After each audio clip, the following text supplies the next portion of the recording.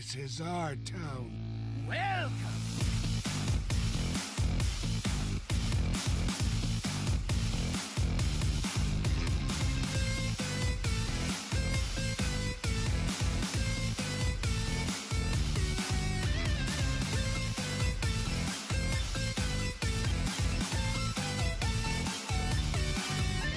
What's up, everybody?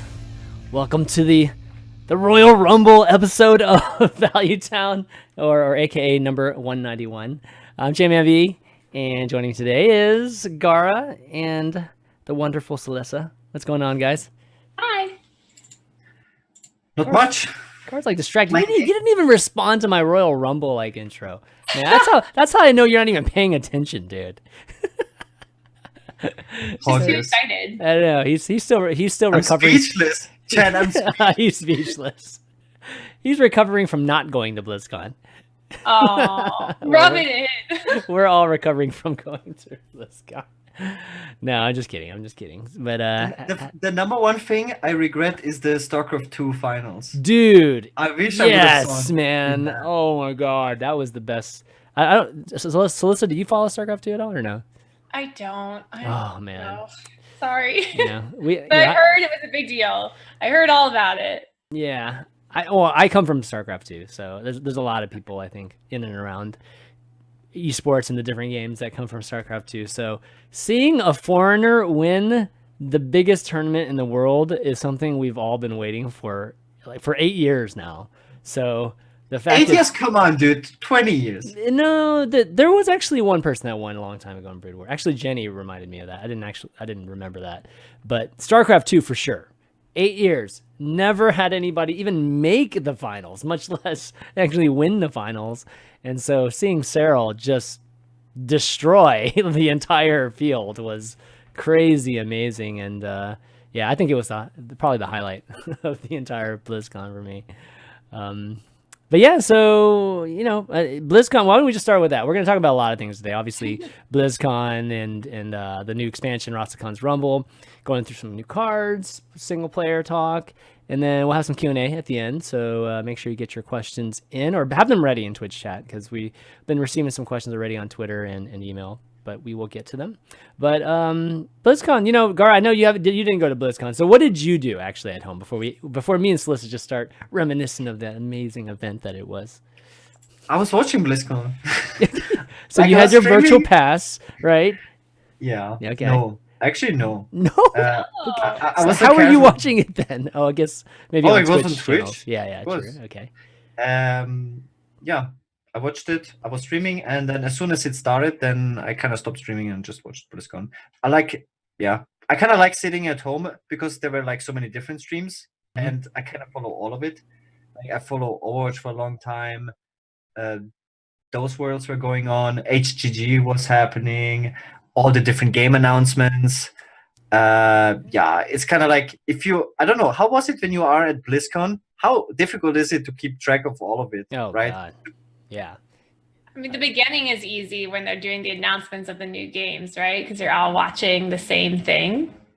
Mhm. But after that, I couldn't keep up with anything.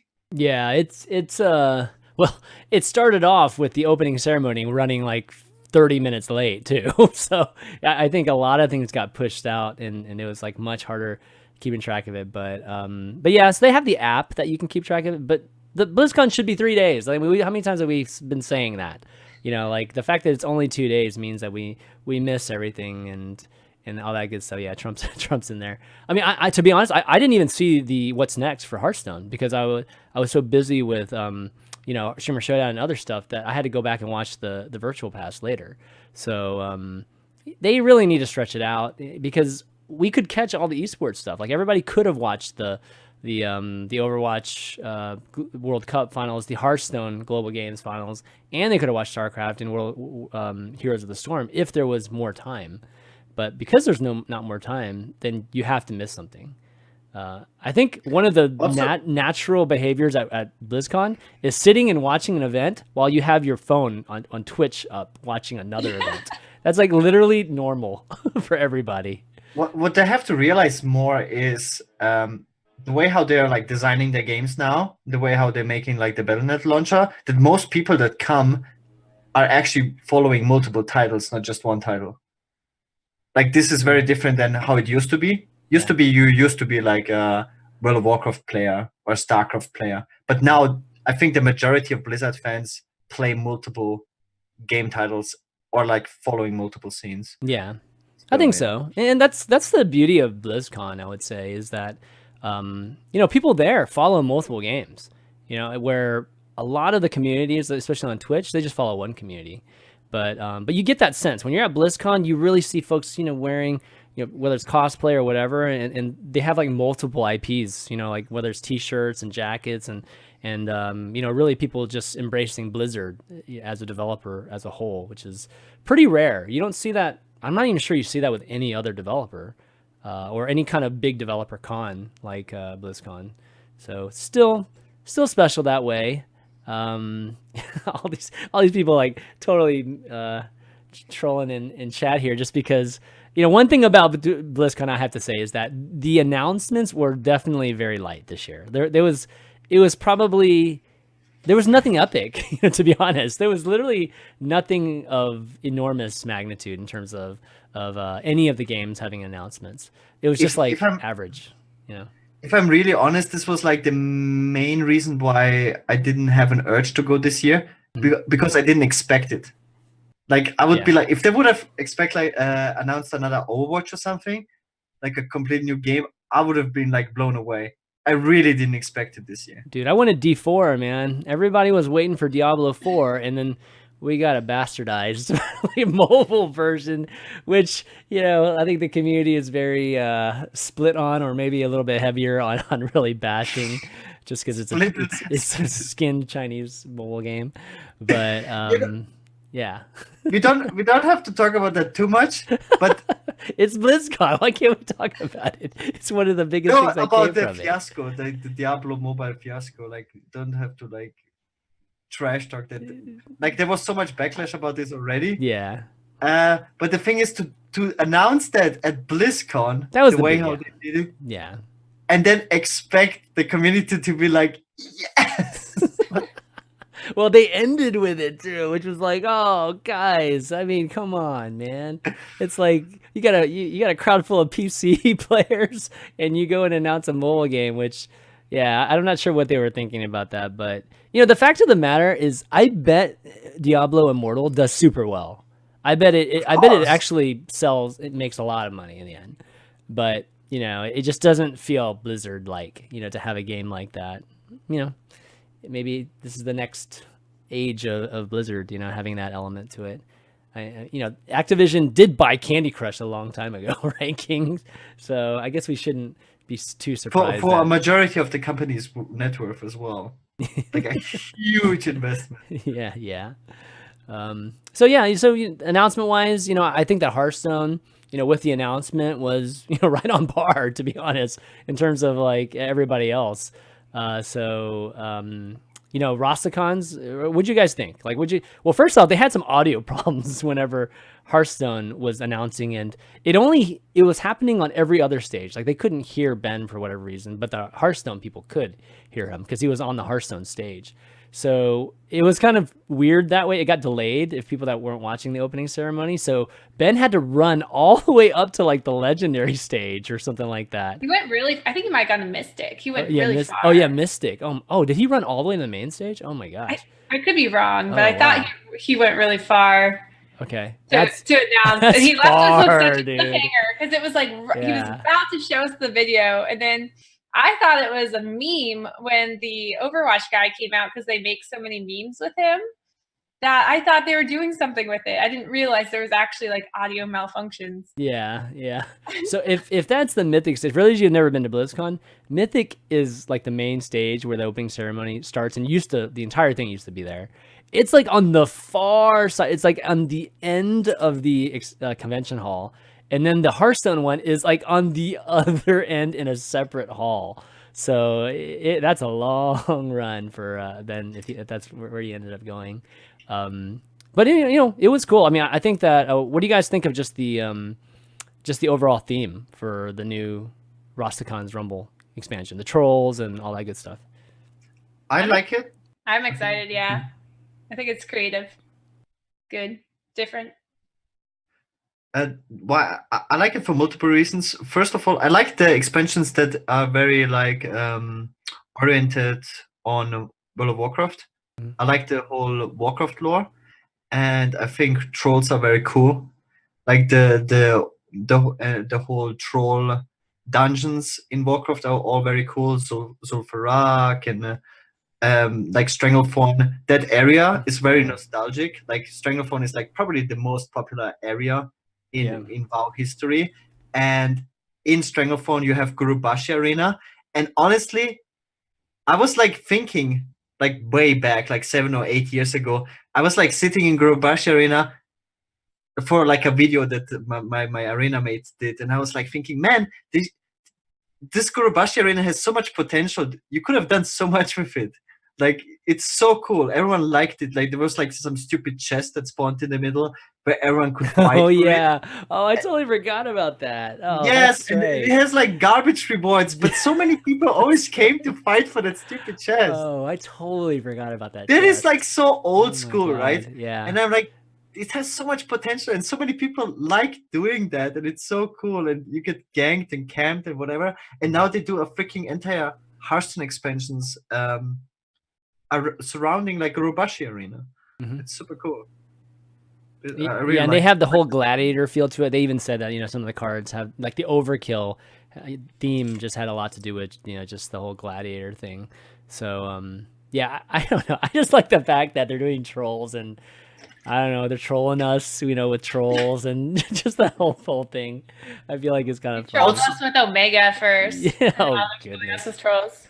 Also, right. I tried to go like I started playing Arena this week, and I play like everyday arenas. I wanted to go free to play for next expansion, but man, they released the coolest skin for this expansion, so I had to buy it. Like, I couldn't beat it by Blizzard. Shaman.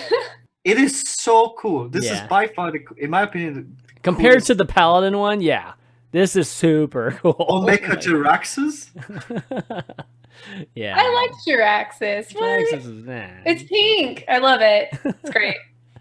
But it's funny. I've been practicing Arena too, because I've been thinking about doing free to play this expansion. Oh, nice. But man, that shaman skin is so dope. Yeah, I like this whole, you know, island feel to it, right? Like this Rastafari thing. I think that was really creative too, and having the characters, you know, kind of have that feel to it. Been a lot of fun. So, you know, one of the things that they did during the just the panels and stuff was obviously show some cards like they always do. I think they only showed like 4 cards during the actual ceremony. But what's next? They definitely showed another 16 of them, which we can talk about in a second. But also they had another panel that was specifically just for the solo content. That was on Saturday, I believe. So they kind of talked about, obviously described what they're doing this time around for the solo content, and then they even went into just like their line of thinking for just the past expansions and just kind of how it's progressed. You know, where it used to be just an adventure, right? Like and it was like you buy the adventure separately and almost be like a mini expansion itself, to like what it is now, which is like this you know, standalone solo player type of stuff. So that was like pretty cool. You know, just to kind of maybe go into a little bit more details. Did you guys, well, first off, did you guys watch those panels? Like, did you follow that at all, or? I went to the first panel where they announced the new cards. Yeah. But I missed the second panel with the solo adventure, which made me sad. I was so tired though. Yeah. Like, I mean, it was just in weird times. I mean, it was tough. Like, you're going to miss like HG. If you wanted to watch HGD, you were not going to be able to watch the panels, you know? And so it's kind of weird that way. But let's just kind of like take a look at what the solo panels. So it's going to be a Rumble run, and it's going to come out like 9 days after the expansion comes out, and it's going to be, you know, kind of similar to, you know, Dungeon Run. It's going to have that kind of similar, you know, building you know, decks that kind of build as you go, and then you have like these bosses that you're going to be fighting. I think there are 8 bosses, or no, it's not 8 bosses. It's like you have to complete each of the teams, right? Because the this whole expansion has this element of having a team, and then there's like a champion or Loa. Is it a Loa or a champion? I forget, that represents each one of these teams. And anyways, you have to basically complete all of the teams, for you to unlock. I think it's. So is it closer in style with the dungeon run than? I think so. Yeah. Okay. I think you have to finish it with each class, kind of thing, right? It's very. I think it's kind of similar that you have to do it that many times. Okay. Yeah. So there's a new keyword that's just in the Rumble run, which is shrines, which are these cards that when they die, they like respawn 3 turns later, so they don't really die forever. Yeah. It's not available in multiplayer though; it's only available in solo. Okay. Yeah. Yeah, it's kind of cool. It's definitely pretty interesting. But anyways, yeah. So you'll be finding those. Each team has like 3 different shrines and 3 different champions. So there's going to be like a mixture. You're not going to have the same champions like every time you play. There'll be a randomness like the dungeon run had. So that's kind of nice. And yeah. So anyways, I think it's good. I think the dungeon run, I think it's still easily their most successful one. So kind of going back to something that's like similar to it, I think is pretty smart of them.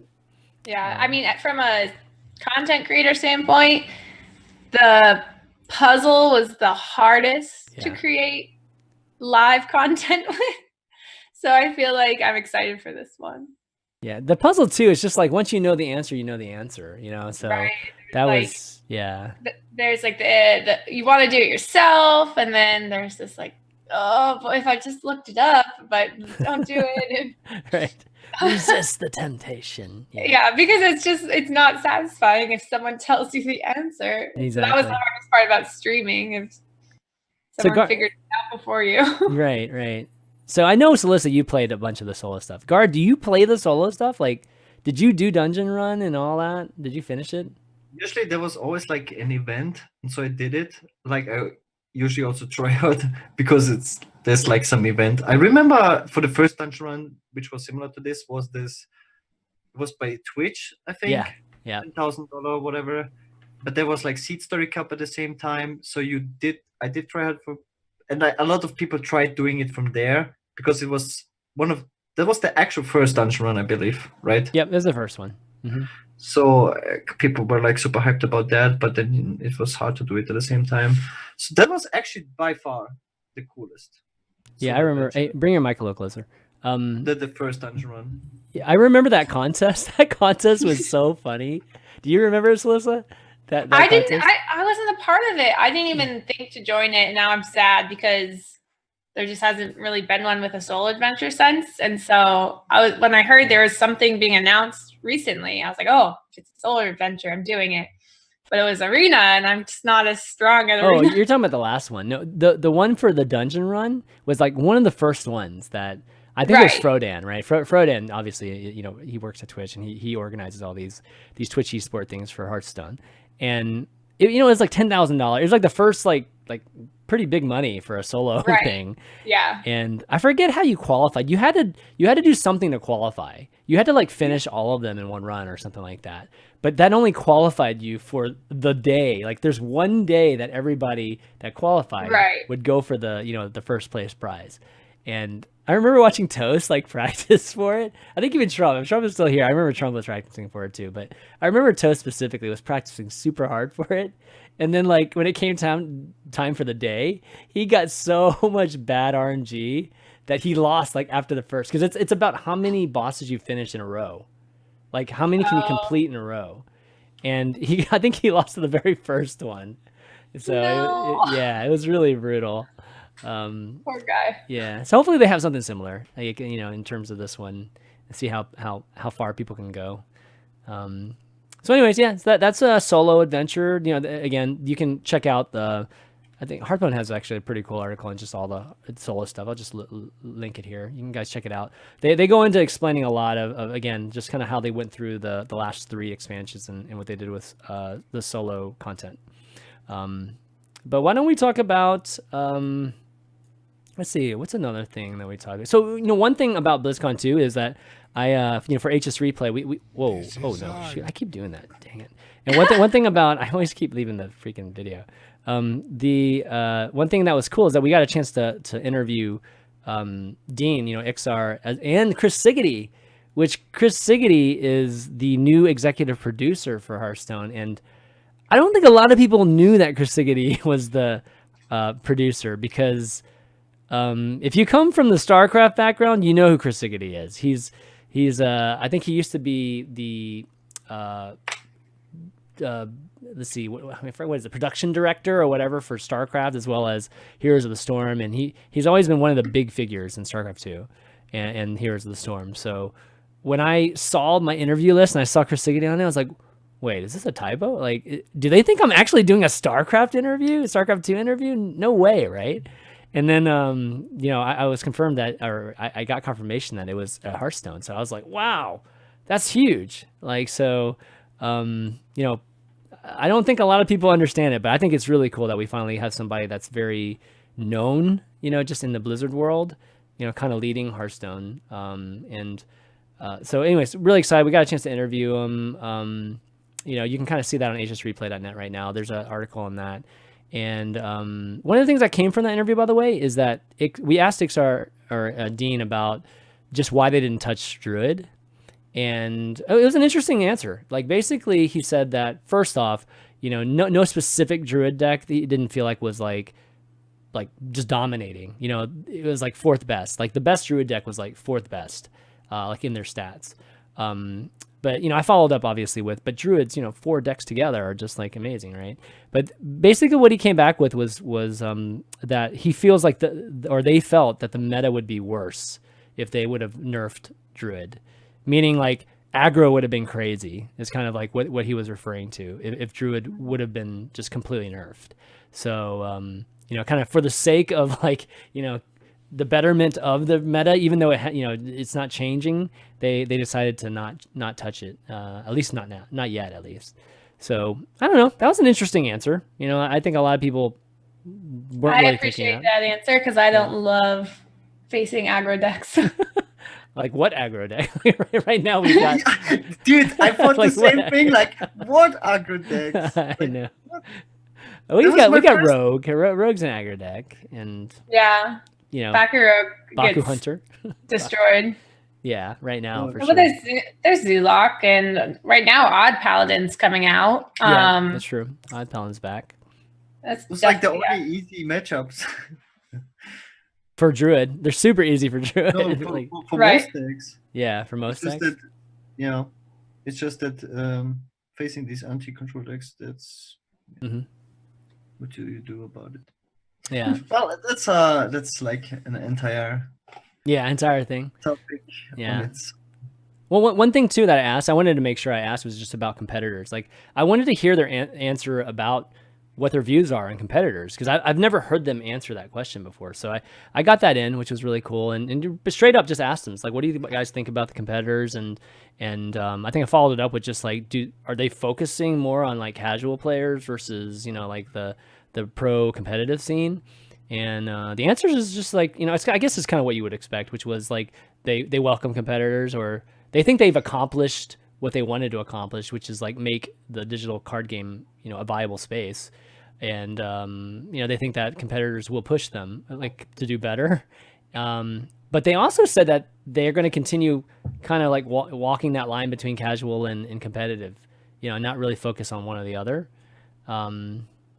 I mean, it's like, oh yeah, of course they're going to say that, right? But I don't know. The fact that they say that is kind of interesting to know too. So it just means that HCT will continue, right, as is, or maybe not as is, but you know what I mean. But just HCT they'll put money into HCT, and then they'll still obviously be catering to the casual scene too.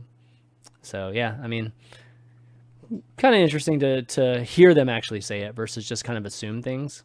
Because I think a lot of people were assuming that Hearthstone would just like be focused more on the casual audience, kind of let Artifact and those guys just do their thing with the competitive card game space, right? Like in Magic, the arena, kind of maybe be the leaders in that from that standpoint.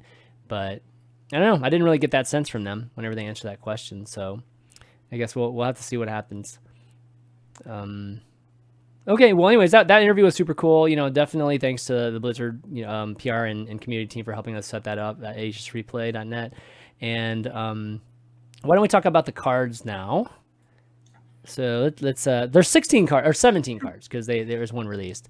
So we're gonna do our thing, kind of go through them, just kind of get some quick thoughts, not spend too much time on any card, but figured we'd start with one of the Loas here, which is so the Loas guys are like these beast gods. I think, right, Gaara? I think I'm right in yeah, but you know the lore a little bit better than me. Yeah, okay, you don't. Okay, you don't. Never mind. You knew not to ask me. Never not. Exactly. I mean, I wouldn't have asked I think myself. this is some new thing.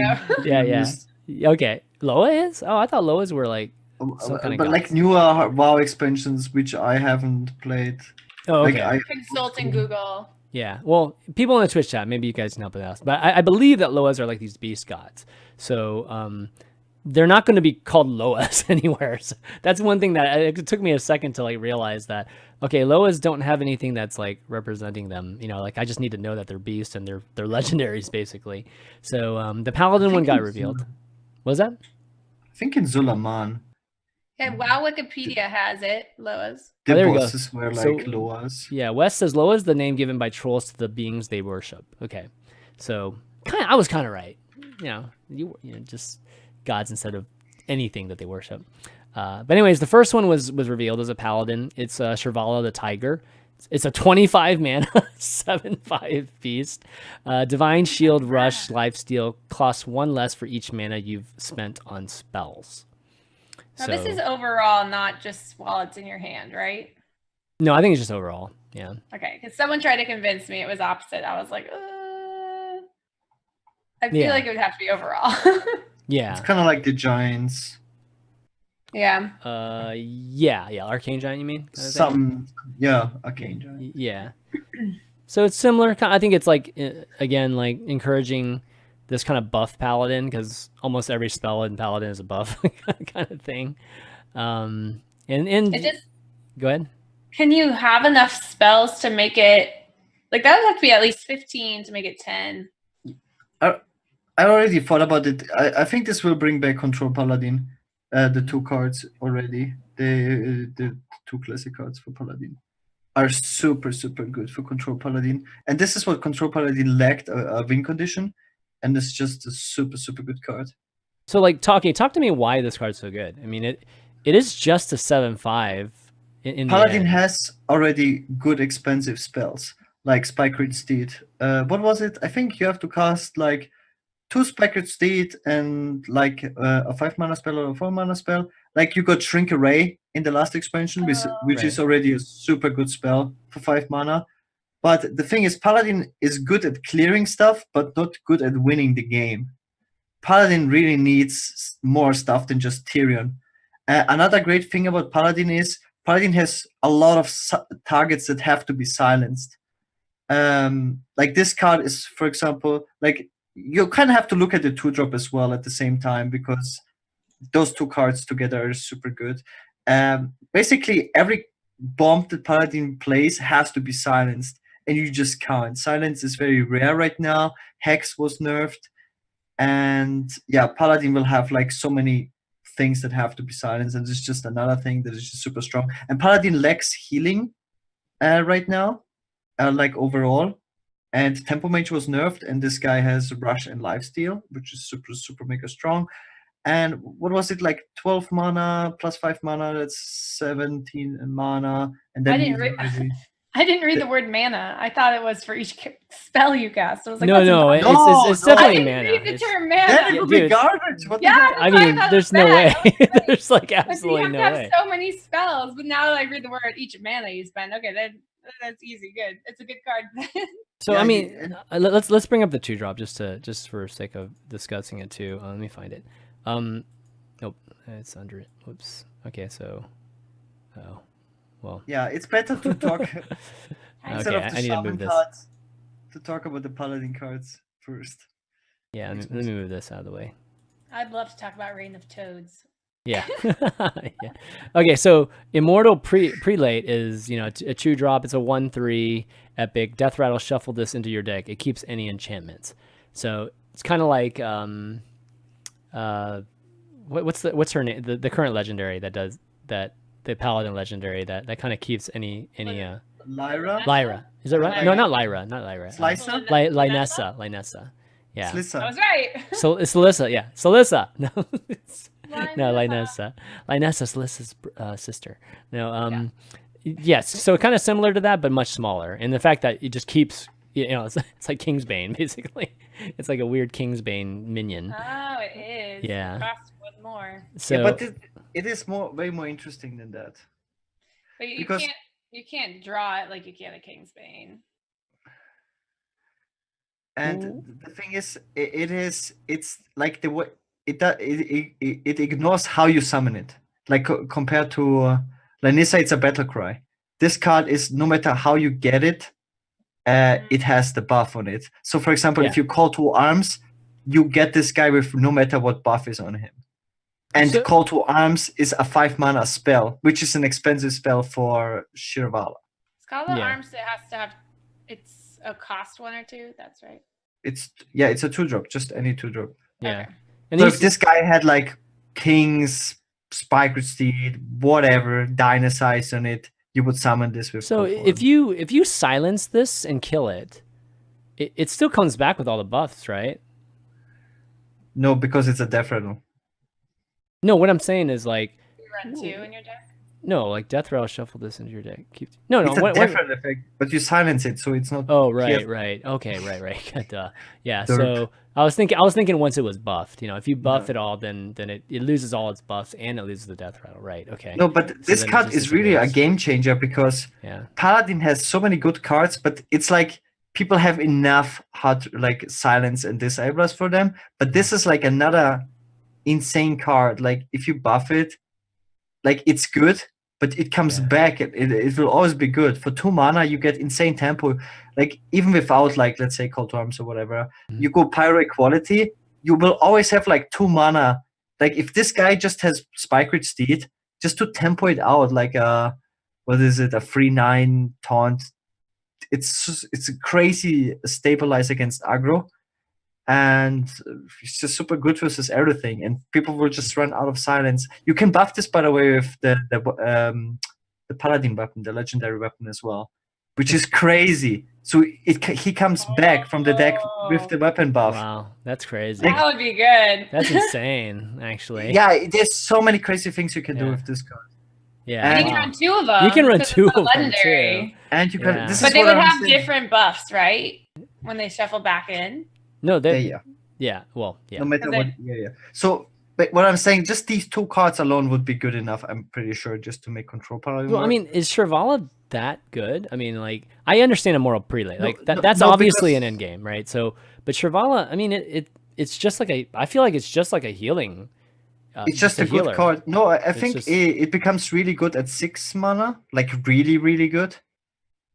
Sure, it's but like, what is its purpose though? Its purpose is just to heal, like, right? It's just a good card, tempo card, strong removal, single target plus board development plus tempo. Like the way how you have to win as Paladin is tempo anyways now, because everyone has infinite value. Okay. That's how you would win also with this Immortal Prelate. It's just crazy tempo, crazy value, crazy board. Okay.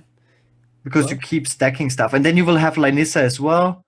It's just insane. Like you will have these minions with crazy buffs on them. You can play kings and whatnot. Right. So good. Okay. Well, let's. Okay, we can kind of. Let me just move this all the way up now, and then the order might get a little bit mixed up here, but we do have Reign of Toads, which. But like you said, it's not like a DK or something. It's just a powerful card. It's not like a win condition or whatever. It's just one more powerful card you can play. I mean, I think of it as a heal. I mean, it's a removal card too. Like it can remove stuff too as well. But it's it's a pretty solid heal. You're gonna get 7, and it's got Divine Shield, so you might be getting like 14 out of that card. Which is important because Paladin doesn't really have that much great healing anymore. Yeah, exactly. And you're guaranteed 7, right? As long as there's a minion on the board. So I don't know, it's pretty solid from that standpoint. Okay, let's talk about Reign of Toads here, which is 6 mana. It's a shaman spell, common, summon 3/2/4 toads with taunt, overload 3.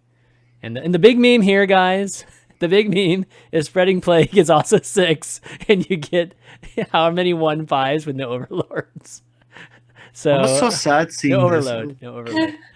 Yeah. Or overlords. You don't get those either. Yeah. So this is really 9 mana for 3 2/4s. Right. You know, so it's like the echo card. Yeah, it's a little echo card with less flexibility. Right.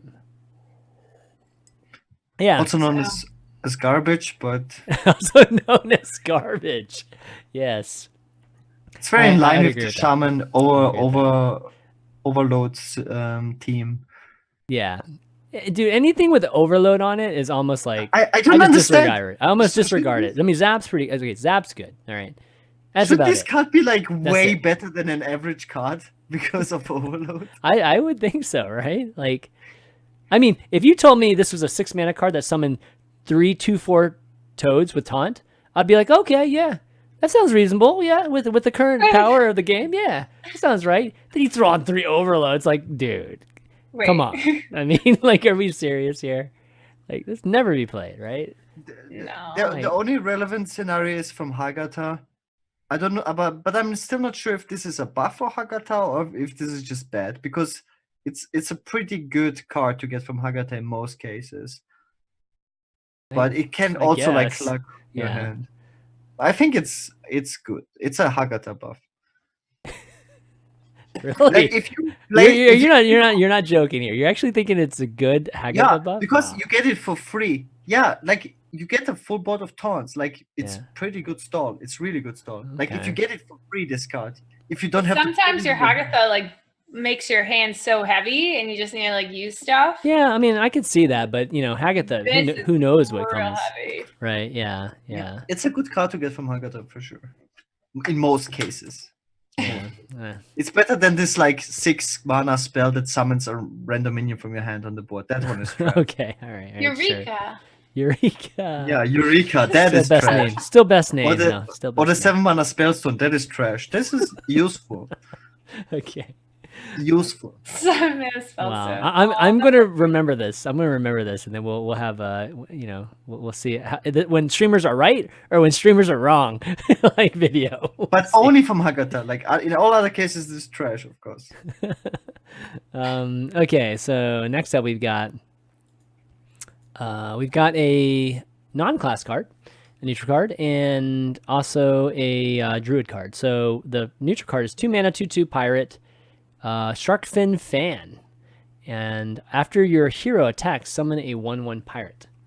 So obviously something you're going to want with a rogue or something that has a weapon very consistently, so that you can at least get that value right off the bat. Any thoughts on this? Pirates? Do we see pirates in the future? Because there's like another pirate card that Rogue. Yeah, Rogue has seems to be leaning towards more piratey. Yeah. As usual. As usual. Yeah, because Rogue has the only pirate class cards, right?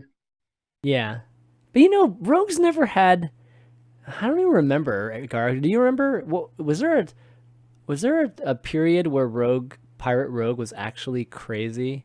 There was a time, right, when Ship Cannon was actually played in Rogue. That was pretty good.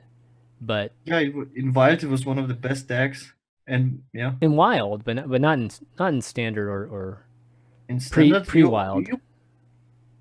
I know that Reynard tried to make like a bunch of. Yeah, I remember that too.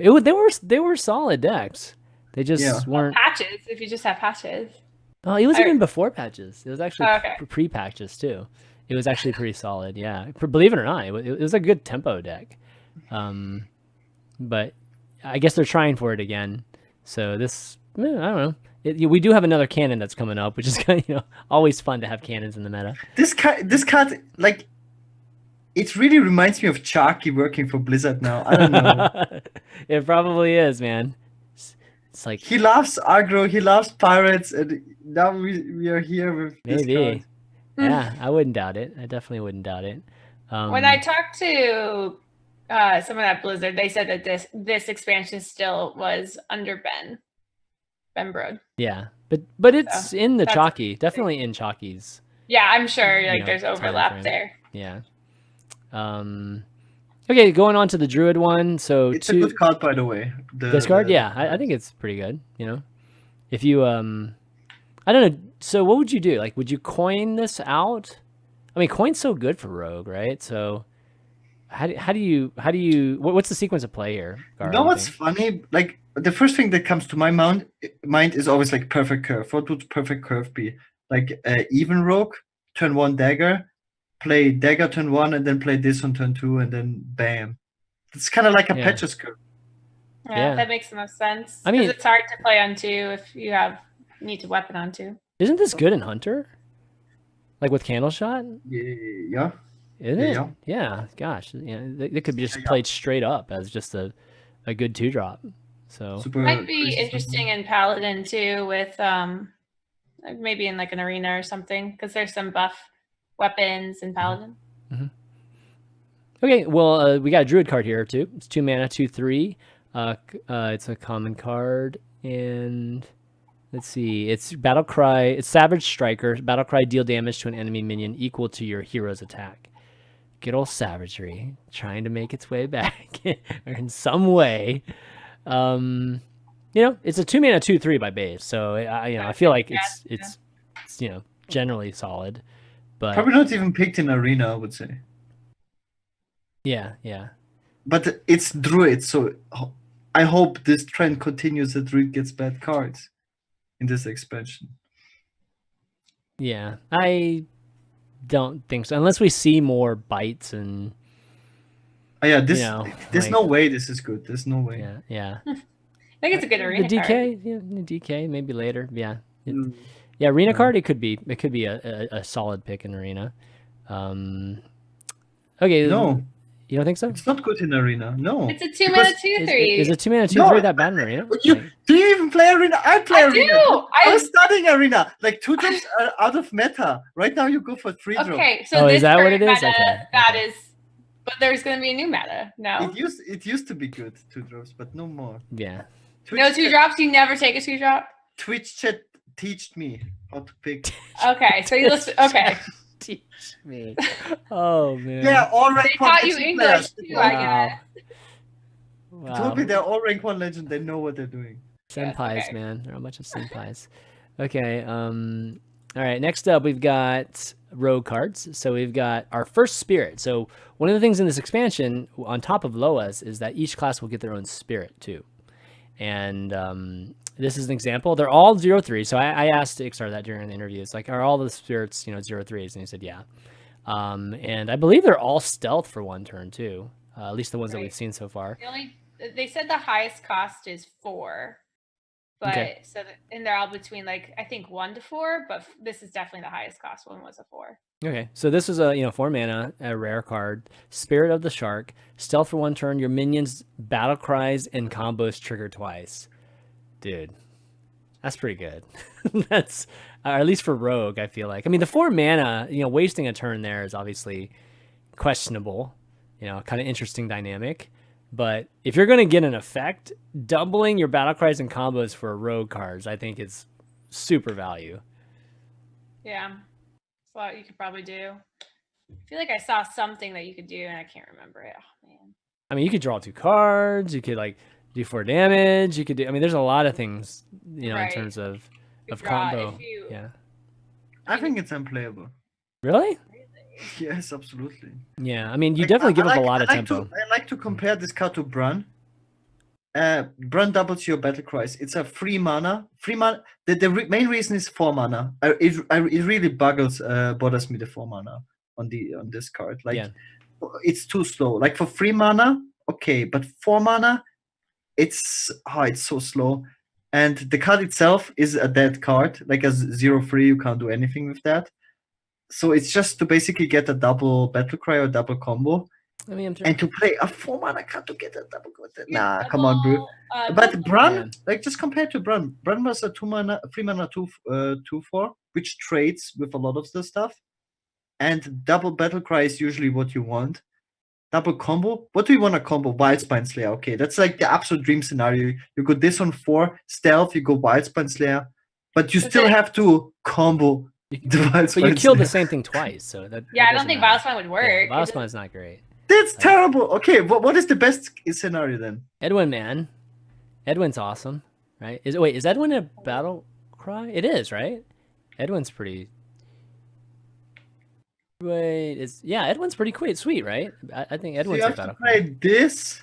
Before I mean, Edwin. don't you just if you can just make a big one cliff, don't you just win without this guy? And how many cards do you need to have in your hand? Like you need to have this guy on top of it, and then you make a turn 5 one cliff. How about making how about the nightmare? What about Elven Minstrel? You can draw 4 cards, 4 minions right away.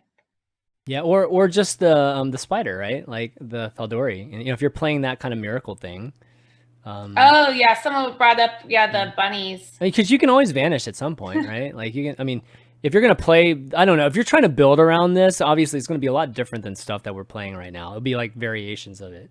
So I would assume you'd be playing Vanish, given that you're going to be so far behind tempo-wise. That, yeah, I mean, somebody mentioned, right, like you said, Slysssa, like, Bunny Hopper would be interesting. I don't know. I think it's intriguing. I think it's, like, very well designed in terms of, like, it's not no-brainer. It's, like, definitely, Yeah, the coolest thing is that you can special summon it, like how you would say in Yu-Gi-Oh! Like, no matter how you get this guy on the board, it will have stealth. Like, if you can summon it from the deck, it has stealth, so that's pretty cool. It's not like impermeable to removal though. Like Hellfire can kill it, and Defile probably kills it in some way. And so there's a lot of ways to still remove this, even with it being stealth so early. But that's a powerful one. I don't know. I feel like from the other spirits I saw, this is a pretty good one. Like, I think the most relevant will this be if you find some OTK combo, which is probably doable somehow. I'm not sure. I can't think of anything, but probably because it is quite resilient. I mean, there's counterplay to it, like you said. Yeah. I don't know. Can you think of some OTK combo? I can't think of anything. Yeah, I mean, I don't. It doesn't have to be OTK. It could just be something that's like, I think drawing an extra card is pretty good. I mean, it's not obviously doesn't make up for a complete turn. You have to pay this for 4 mana. I know. And a card. It is. Yeah. And against aggro, imagine it. Against aggro, it's just gonna suck. Okay? I mean, that's just. What about Meat Wagon? You can. Meat Wagon. Ooh. Meat Wagon's pretty cool. Maybe. Yeah, Meat Wagon could be pretty cool. That's what I'm saying. Like, you go Meat Wagon, get this, and then you're somehow OTK opponent. I don't know. Yeah, you're right. Okay, so let's move on. Cannon Barrage. 6 mana, epic spell. Deal 3 damage to a random enemy. Repeat for each of your pirates. So... So repeat for each of your pirates you play, or just... right? No, it's for each pirate that's on board at the time. So, like, if you have 5 pirates on board, you're going to do...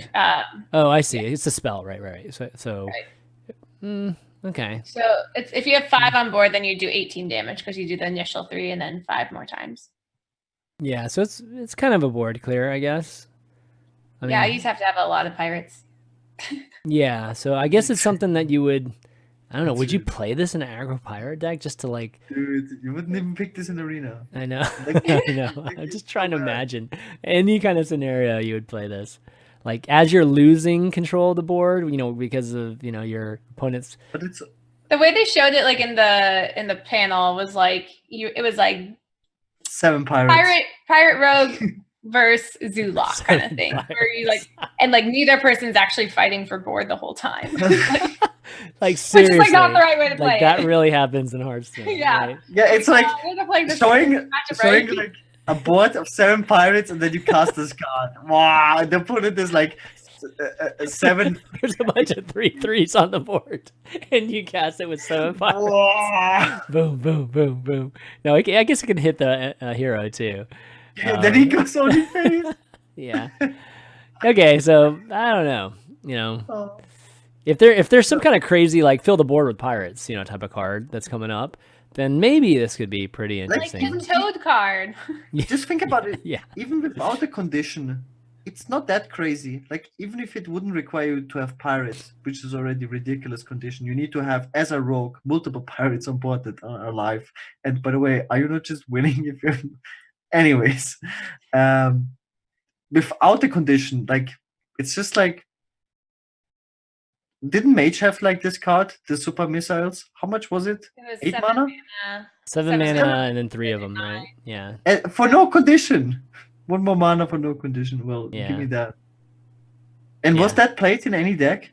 You played it from Kabbalist Tomes. And yeah, from, that's about all you did. It's expensive. It was expensive, man. And there is so much meta, dude. The randomness. Yeah. Okay, that's actually a good example to just compare it to. Is the greater missile, arcane missile or whatever. Maybe if it's all going face, maybe.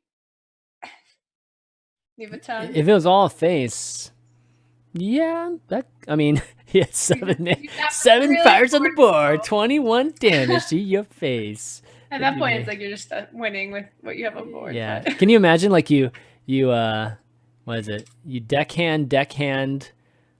What else can you do with 10 mana? Deckhand, something else, and then you'd end up doing like 20 damage to the face or something ridiculous like that. Oh man, that'd be terrible. It involves cold bloods and faceless. Yeah. Probably. Okay, let's talk some mage now. So we got 3 mana, Pyromaniac at rare, 3/4, solid body. Whenever your hero power kills a minion, draw a card. Wow, that's nice. I like this card for Arena because it's a good body, and I don't know. Like, I was trying to compare it to the 3 mana 1/3 that when it gets damaged, you draw a card. What's that card called? Neutral. What? You mean Acolyte of Pain? Acolyte, okay. Yeah. I was comparing it to that. Like, some control mages will run that card. Yeah. But I feel like, to me, this is stronger, but the condition is a little bit harder to accomplish. If that makes sense. Really? Like yeah. Okay. You know? Yeah. It is definitely harder to accomplish, obviously. But if you're playing Paladin, it'd be super easy, right? It might even force them to play differently because of it, so. Right. Because this has that effect of, what Jaina has, right? It does affect your play because you don't want to give your opponent extra value for 2 mana. Or if you get the odd mage thing, you get deal 2 damage. Yeah. I don't know. I don't know. I kind of like this. I like this card. I mean, I can't really see what type of mage I would really want to play it in, but like you said, I think Arena, it's probably got a good place for it. And I normally would expect this card to be 3/3. Just with the just what they've done in the past, but the fact it's 3/4 just kind of makes me think, man, this looks just good. And if you can figure out how to build something around it, then cool.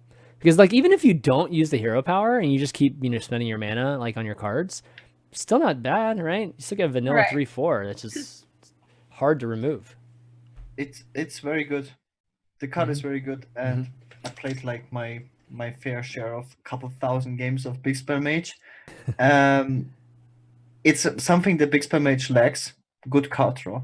Like you always had to play Ravens or Acolytes or like other cards like Witchwood Piper or just bad card draw cards.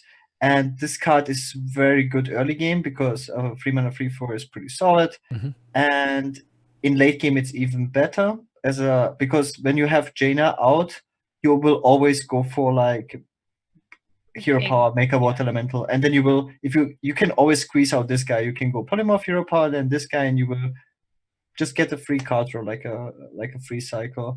Another interesting thing is Baku control mage was like a thing for a short period of time, and this is like a nice addition to that deck because then you have like the 2 damage hero power, so it's much easier to kill something.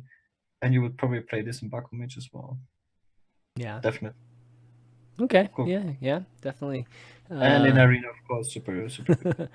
Okay, moving on to the next card. We got the legendary card, 8 mana, 5/5, Hexlord Malacross. And each class will have its own legendary as well. So, I mean, just like kind of have their set legendaries like they do normally. And this one is Battle Cry. Add a copy of your opening hand to your hand, except this card. Okay, so I love the artwork. I have no idea where this is going to be used, but it's super interesting. It's just greed. Greed. You know, it's Greed. Yeah, I'm not sure it's so smart. Greed. Smart using this. It's kind of interesting because would you ever like not mulligan all these high costed cards because I keep Elise, Jaina, Sindragosa, and Lich King in my starting hand every time, dude. Yeah. Let's go, Baku Warrior. Let's go. Doesn't seem smart. Let's go. It definitely doesn't seem smart to play this card. I don't know. No, it's so expensive, and then you probably just get a bunch of cheap cards back in that time into the game. That's not what you want. Yeah, exactly. But guys, you know what is smart, guys? Using a ZipRecruiter for your recruiting tool if you're looking for awesome employees. ZipRecruiter is a sponsor of today's show. Just in case you guys didn't know that. So ZipRecruiter is awesome because it aggregates a bunch of resumes from across a lot of sites, puts it all in front of you in one single site, and not only that, it will actually find the best candidate for you because it will use its own. The site has its own kind of algorithm and stuff to figure out which one's going to be the perfect candidate for you. It's the #1 job site in the U.S. and you can go to ZipRecruiter.com/ValueTown right now and hire the right person. Again, it's ZipRecruiter.com/ValueTown, and you will be able to use it for free for now. So definitely check that out. They're amazing, and yeah, ZipRecruiter, the smart way to hire. Okay, so next up we've got Priest and Paladin here. So we've got okay, this Priest card. I'm excited about this Priest card. Or at least excited to talk about it. 3 mana spell, Surrender to Madness, epic. Destroy 3 of your mana crystals, but give all minions in your deck +2/+2. So Keleseth ×2, but you have to destroy mana crystals. So Slysssa, what do you think? And I remember a lot of people talking about this like right as it came out. Mm-hmm. I feel like it's bad in early game when your mana is valuable. Yeah. But the later you play it, the less value you're going to get. I don't know. It's like, I feel like they've been trying to get this like buff paladin, or sorry, priest going with, I'm not sure though. I'm unsure about it. Seems weird and interesting. Yeah, I don't know. I'm kind of intrigued because like, Gaara, I think maybe it was Jackie back in the day. Jackie, I remember had this like tempo priest way back when that had like light wardens in it and stuff, and it had pretty cheap minions in it. And I think that if you could get enough cheap minions, we're talking like mana count 1 to like 3 or 4 or something like that, then maybe this card could be interesting. And the draw is gonna, I think you can draw. Yeah, so. I mean, it kind of just reminds me of what was the legendary card, the 6 mana 5/5 card. What was her name? What did it do? Lady in White. Oh yeah, Lady in White. Yeah, Lady in White. When I first saw that, I was like, "That's going to be insane! Like everything, and it's just going to be nuts." I have not seen it once played. Yeah. I still believe in that card eventually one of these days, but yeah, right now it definitely isn't. So this is 3 mana is a lot to give up, and +2/+2 doesn't seem to really make up for it when you're talking about, like they're on turn 4 and you're on turn 1, type of thing. Right. Or a druid, they're gonna be on turn 10 and you'll be on turn 1. Right. Oh. Yeah. Love the memes. Love the memes. Gaara, what do you think? I think if you can make it work, it's an insane card because you can play it twice. It's like similar like to Keleseth, but it's like double buff and you buff your entire deck. The problem is it involves making like a tempo aggro priest work, and everything about priest is not tempo aggro. You have to find a lot of draw. Murloc priest, baby. Yeah, something like and you need cheap draw, like I don't know, man. You have to do the priest cleric into. It's like Blizzard is always like challenge accepted, like they're trying to push these super contradictory archetypes like control hunter, beast druid, aggro priest, freeze shaman, like that. they're like, I don't know, they have like a chartboard somewhere, and they're like, okay, what's the most ridiculous thing we like can draw lines, and we'll like find something crazy. Aggro priest, let's go. Let's go pirate mage. No, yeah, I know what you mean by that. It's like, yeah, but it might take like another 3 or 4 expansions. I don't know. Maybe we will get there. There was a time where we had it's a very old card, the Inspire card. Yeah. There was like this Inspire priest that dealt like insane amount of damage through like. I think that was in your dreams, Gaara, because there was nothing that had Inspire in it that was any good. No, there was like this 4-mana 4/5. 4-mana 4/5. Oh yeah, where you drew a card, right? Like if you hero powered. But that was not a good deck. It was like tier 3 or something. But that was like the closest to like a viable aggro priest. I mean, the card is good, and then if you can make it work, but to make it work is right now no. Like right now with the existing cards, nah. We need so many 1-drops, like good 1-drops. Do we have good 1-drops in Hearthstone? Not really. Well, we got rid of one. But not in Priest though. Priest still has one of the best ones. Imagine pulling patches afterwards. Oof. Yeah, I don't know. I have this sneaking suspicion that one of the great deck builders will build something good with this deck. I mean, it's not going to be like the best deck, but it's good enough to climb with, I bet. Imagine patches. Yeah, with patches, this would be so sick. Oh god, yeah. I mean, what about boars and stuff? I mean, boars are pretty sick. I mean, with this, so it's like, I don't know. It's kind of it's almost like a weird rogue quest type of thing, for priests. It's kind of interesting. But we'll have to see if anybody comes up with something. But we got over here next to it, we've got a paladin card that recently just got announced. Wasn't at BlizzCon, it was actually after BlizzCon. 3-mana, time out. And your hero is immune until your next turn, which again seems to be supporting the control paladin type of archetype. I like this, man. Stop, man. Stop. It's like the Orisa. It's like a Orisa from Overwatch. It's ice block, but like leave the same gesture as ice block. That's right. It's like take the hand in the face. You can't do anything to my face. Yeah. So, can a paladin afford this card? Like, just in the 30 cards that they'll need for everything they need to do, because this doesn't actually buff any of those end game type of cards, right? Like this isn't actually a buff on a minion or anything like that. So, I don't know. You think this is good, Gaara? Yeah, but in Paladin, like you said, man, like maybe some Uta OTK Paladin. Imagine Uta OTK Paladin gets any card in that expansion, any card that helps the OTK combo. Yeah. Then you have like guaranteed stall. It's like an ice block in advance with no counterplay. Mm-hmm. Like it's harder to play because you have to just hold on to this card the whole time. Yeah.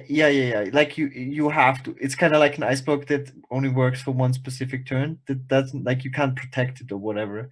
Ice block has to be procced first. But it's still a stall, like an ultimate stall, which is crazy good. But in Paladin, out of all classes, usually you play a card like this in a combo deck, but it might be still good because, I don't know, face decks are not really a thing. Like, do you need this type of survival tool? And yeah, it's definitely a cool card. Like, definitely a cool card, but I'm not sure. I mean, there's combo, right? Like you just mentioned it, right? There's Uther combos, and there's yeah. But like, against what do you need this, like, as a survival tool? Like, are there like super crazy face decks right now? They just recently nerfed Tempo Mage. Against Tempo Mages would have been good, and then you have time. It's a spell as well, so it reduces. It's a relatively kind of expensive spell, like for the new legendary minion. So it's just to buy some time, so you get that guy out, cheaper or whatnot. No, I think 3 mana is cheap, dude. Like no, because you stack spells. Obviously, you don't just play this spell and you expect crazy things to happen. Mm-hmm. No, it's like just over time you reduce the mana cost of the new legendary, and it's very interesting because I think you would like to play this in an OTK Uta Paladin. It's so good stalling. It's a guaranteed turn you get. Yeah. But I don't know if you can set up. Yeah, that's going to be interesting. But do we want like an OTK Uta Paladin being like a thing? I mean, like Slysssa was. This card. Yeah. Yeah. No counterplay. Sounds like a Tice disciple over there. My favorite kind of decks. Yeah. I feel like this is Ice Block, but lesser degree, super strong too. So I would not be surprised if those Paladin decks become a thing because of this card. Maybe it works also like in a control Paladin. You like with the new 2-drop and stuff. Like it takes time to set up. Play that, buff it, shuffle it in the deck, redraw it. Maybe you need these extra turns where you just immune to damage. This is also good if you want to be greedy with pyro quality, right? So the opponent has like, let's say 2 minions on the board. You just prevent damage, and then what is your opponent gonna do? Like just pass or play more minions, and then you get more value out of pyro quality. There's like different ways. Well, good players would just pass, dude. Or good players would not play more. Yeah, but then you still bought a turn. Yeah. True. It's definitely interesting. Yeah. I'm surprised, to be honest. I'm surprised they would add a card like this after after rotating. I mean, it's kind of like nerfing Ancient of Lore because it's too strong to draw 2 cards for 7 mana, and then they put right? Expansion. We make it 10 mana. Yeah, that's crazy. Okay, let's keep moving here. We got it looks like we got Warlock now. So we got the Spirit of the Bat. So Warlock's Spirit is 2 mana, 0/3, as the other ones are. Stealth for 1 turn. After a friendly minion dies, give a minion in your hand +1/+1. Yeah, so this is, soul infusion or whatever, like type of thing, right? Where you're buffing, your hand buffing. But what kind of deck? I guess it's just a zoo deck. Like we had all those imps and stuff back in the day. This would be freaking amazing. But now, it's just like, I guess Voidwalkers and stuff like that. No, it's like, I have to stop you, dude. It's so much worse than Kalasev. There's no way in any deck you would play this over Kalasev. Right, because you can't play both. I didn't even talk about Kalasev yet, but yes, for sure, the Kalasev is better. Kalasev is so much better. But yeah, as soon as Kalasev rotates out, which is going to happen next year, then Yeah, Kalasev rotates out in like 4 months, right? So. Yeah, in April. 4 months, like 5 months, bro. Okay, you just skip the month. 5 months, yeah. Like the months aren't going fast enough, man. Totally not going fast enough. So this one not so great. I agree. I don't really love this. But again, pretty good because I think Warlock and Druid should be getting like the worst cards out of all the classes, just to maintain like an overall balance of the classes. And maybe is there any place? Because clearly in a zoo deck, you'd never play a 0/3 at 2. that's just terrible, like in so many ways, right? So is there a control Warlock this would be any good? Like, is there a +1? So the way they tried to show it in the film, they showed it with this the bat that's up next. Right. They basically had like a zoo board, and their hand only had spells and then the bat in it, and so they killed off their whole zoo deck, and then put out the bat, which just like created a huge board. But it was super, like, you'd have to have all spells in your hand, and you'd have to kill off your.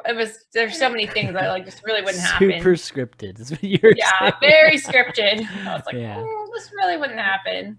Yeah, I'm not. Yeah, so I can kind of see, I guess, with the Herrick the Bat, but you'd have to wait until the following turn to actually get stuff buff. Yeah, so it's very clunky, crazy clunky, which usually means it's not going to get played.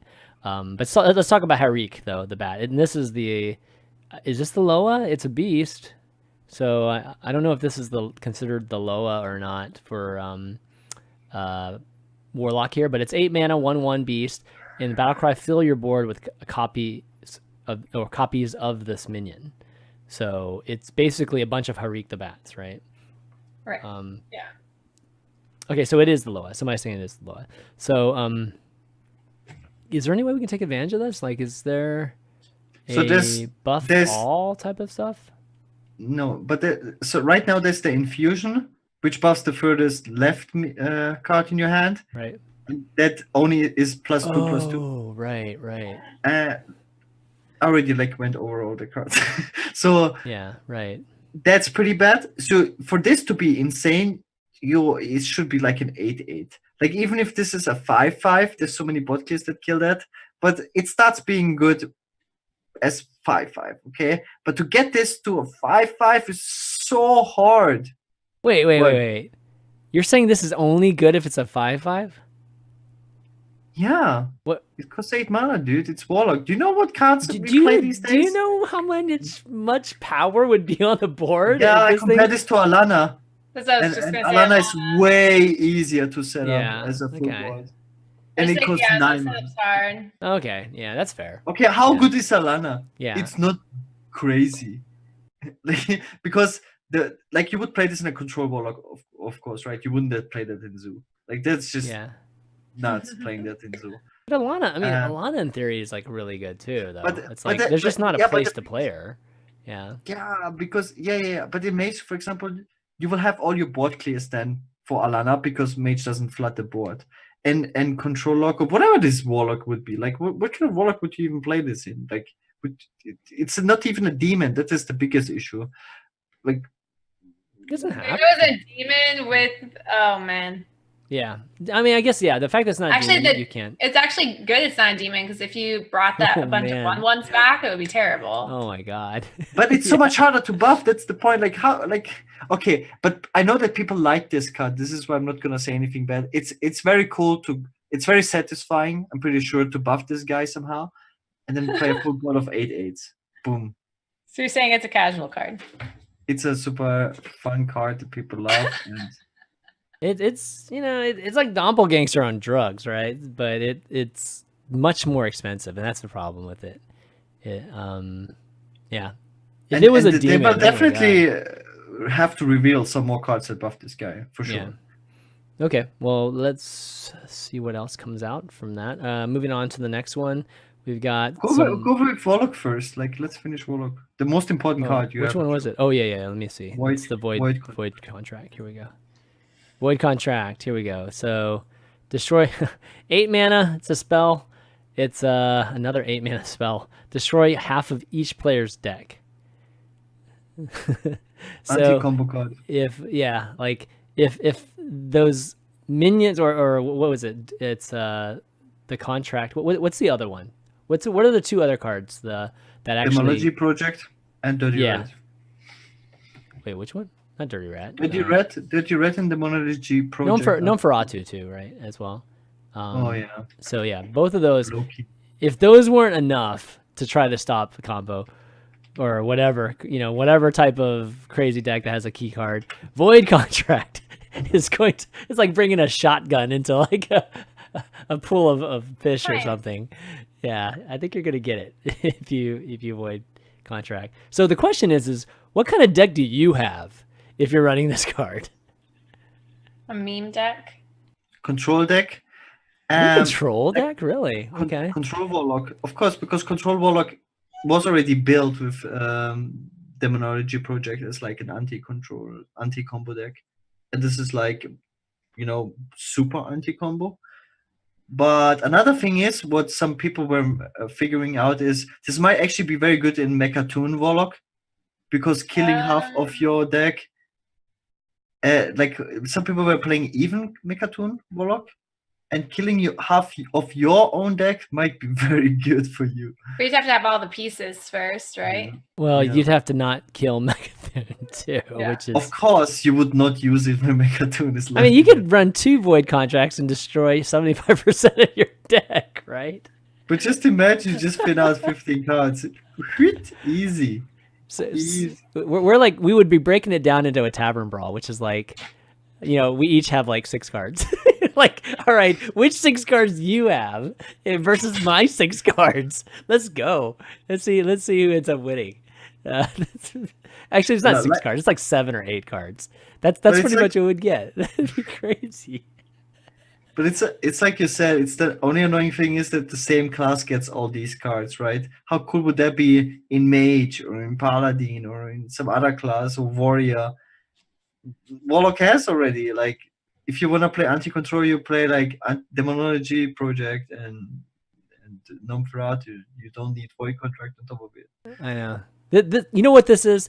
This is the card where after you've lost like 10 straight games against Mechagoon or whatever, you're like, fuck this. I'm playing like Void Contract, double Void Contract right now. I'm not losing any more to that. That's what this card is for. That the card's this is a rage card. Total rage card. But it's gonna be funny to see if actually people legitimately bring this in and then because there's a lot of decks, like let's just say like Shudderwalk or something like that. The deck's not that bad if you just kill Shudderwalk, right? Like it can still function, especially when you're down to like 7-8 cards. So it'll be like a druid, right? A druid that actually has King Toggleaggle. It's not that bad without those pieces. It's still serviceable. Another interesting thing is I think it's a buff for the 6 mana jellyfish card that gives you a 5 mana spell or higher cost. Because it's more flexible. Then you maybe you could play one of those now, because you pick like Twisting Nether if you face aggro, and if you face any combo deck like Shadowwalk Shaman, this absolutely annihilates Shadowwalk Shaman. Are you kidding me? If you hit any combo pieces, the deck is dead, and this kills half the deck. Well, like again, you have to remember what this guy is playing too. Like, who knows what he's playing? Like, I don't even know what deck what kind of cards I'm playing with Void Contract.